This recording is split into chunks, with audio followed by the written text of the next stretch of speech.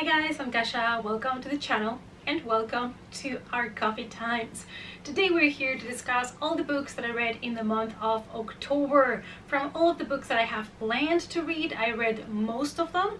I'm still working on the short horror story compilations, but let's talk about the ones that I did finish in the month of October. It's coffee time!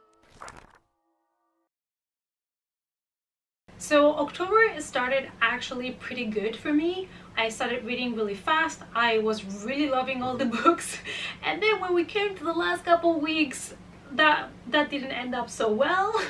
But anyways, let's start. I always start in this channel from the lowest to the highest rating, so we end up in a good note.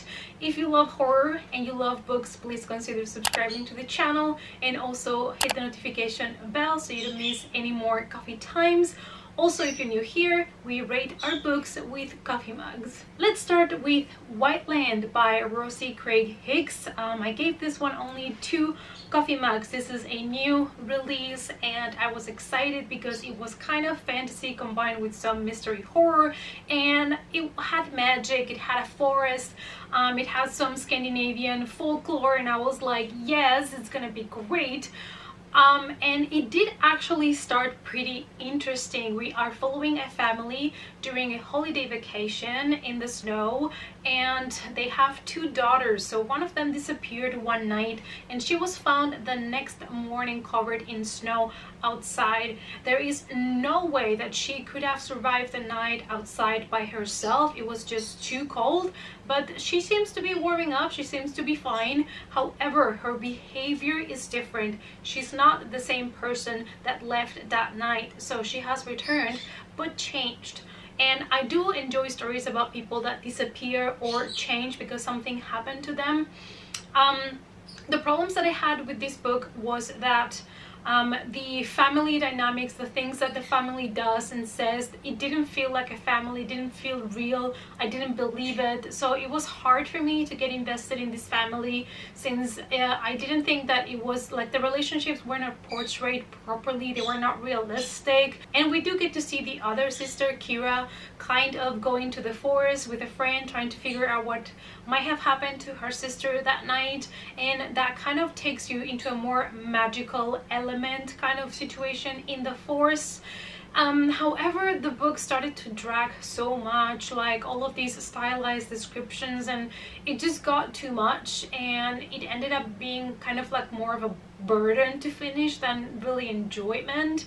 So it kind of sadly flopped for me. Next, with 3 coffee mugs, we have Goosebumps Wanted, The Haunted Mask by Errol Stein.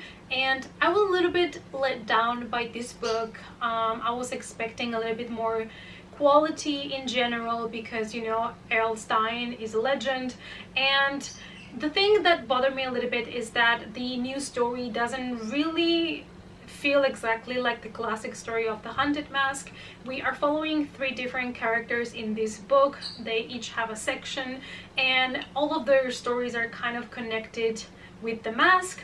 However, I felt like I didn't get enough info about the mask. I didn't get like a proper nice background story of the mask.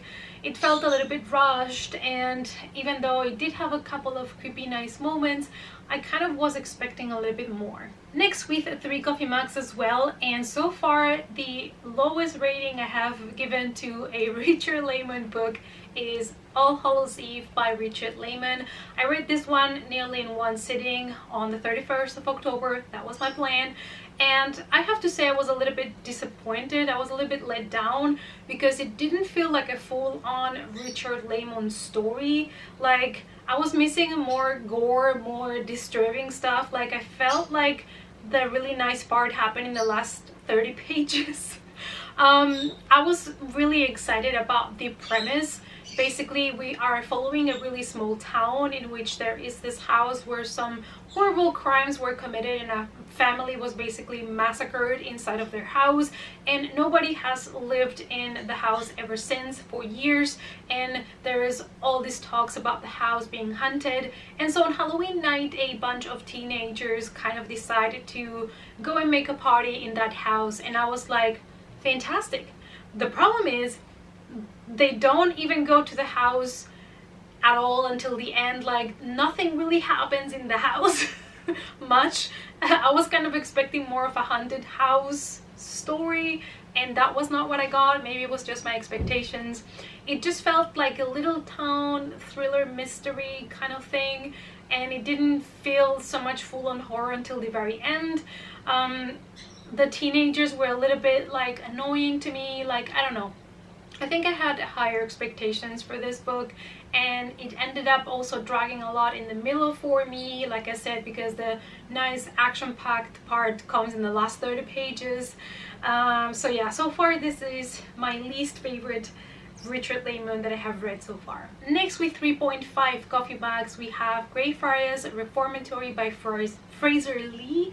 I got this one from NetGalley, and I'm really happy that I got it because this was kind of, it felt like a Japanese horror movie, and the atmosphere was great, and I absolutely loved it. We are following a bunch of problematic girls that are being sent to these reformatory, and you see them getting there in a bus, and they start to get to know each other. So when they get to the reformatory, they get to meet their headmaster, and something feels already off about these plays. The girls start to say that they're seeing this gray girl around the halls, and I absolutely loved how this book took the time to develop each girl's kind of background, or most of the girls' backgrounds, stories, which kind of justify what happened to them. And I love that it is like bloody and violent and spooky, and it kind of felt really like a Japanese horror story. For me, that's the feeling that I got. And you have these girls trapped in this reformatory. There is nothing in miles and miles surrounding it, so there is nowhere to run, and I really love this. So if you're looking for a spooky kind of book that takes place in just one place, like a reformatory, kind of like a ghost story and some bloody deaths, this might be for you. With 4.5 coffee max, we have Broken Rock by Deep Arya. And this one was super interesting. I always say that this book was for me kind of like Lovecraft meets the Twilight Zone, that kind of vibe. And we are following a reporter in 1917 that is going to a small town to pursue a real story. He's tired of doing stories that are not serious or important, and he is going to visit this lighthouse that is called Broken Rock. They're using this lighthouse as a military stand against the Germans, and he gets there to the lighthouse to spend some days to write his report when really strange things start to happen. He starts seeing things, hearing things, and reality is off the window. It feels like we are in deep madness, and it was fantastic. It was a really great ride. I absolutely loved the characters that we got in the story, and like I said, if you loved Lovecraft and Twilight Zone, I think that you would really enjoy this story. This is a novella, so it is also kind of short, so you can squeeze it in any TBR. Next, and also with 4.5 coffee max, we have Doe House by John Hunt. This is a new favorite of mine, but I have to warn you guys about this book because it is really messed up and disturbing. There is a lot of like torture and gore, so if you're not happy with those things, I would not recommend you to pick this one up. Or if you don't like things that are a bit extreme. The story is fairly simple. We are following Olivia. She has a really good relationship with her dad, and she has to leave for college.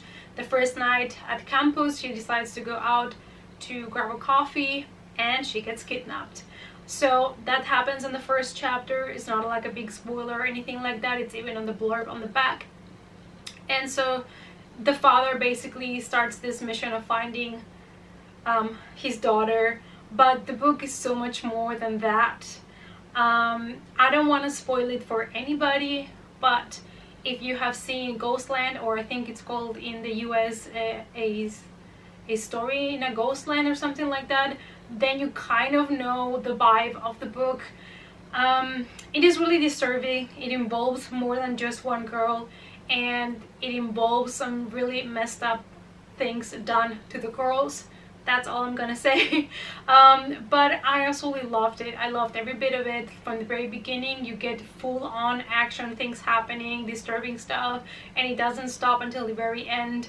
I absolutely adored this book. The next one, and also with 4.5 coffee marks, is Disappearance at Devil's Rock by Paul Tremblay, and I really enjoyed this one because it felt at the beginning like a dark thriller, but then it was so much more than just that.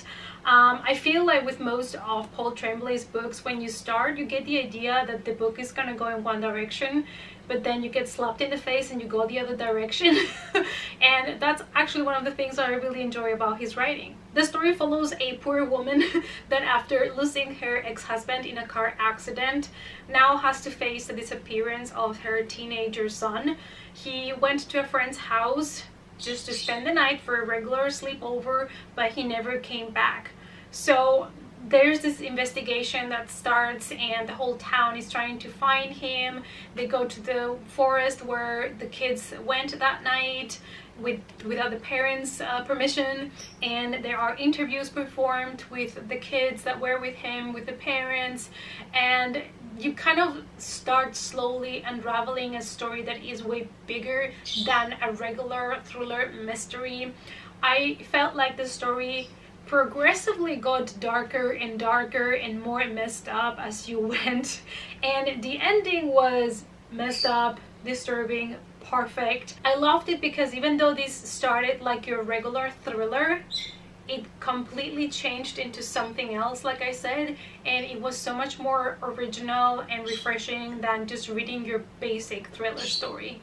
And the winner for me, the winner, and one of the books that I have enjoyed the most reading this year, with 5 full coffee mugs, we have Clown in a Cornfield by Adam Cesar. I know opinions are divided on this book, but for me, this was the perfect YA slasher extravaganza in a small town. It was perfect for me.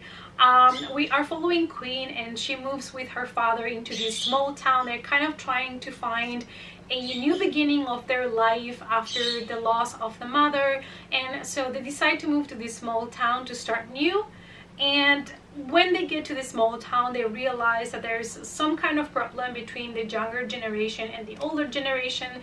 They don't seem to be really getting along, and they are having disputes that are getting more and more out of line. So one night, while Queen attends a party with the new friends that she has made in this small town, there is a killer clown on the loose, and that is when our book becomes a slasher party.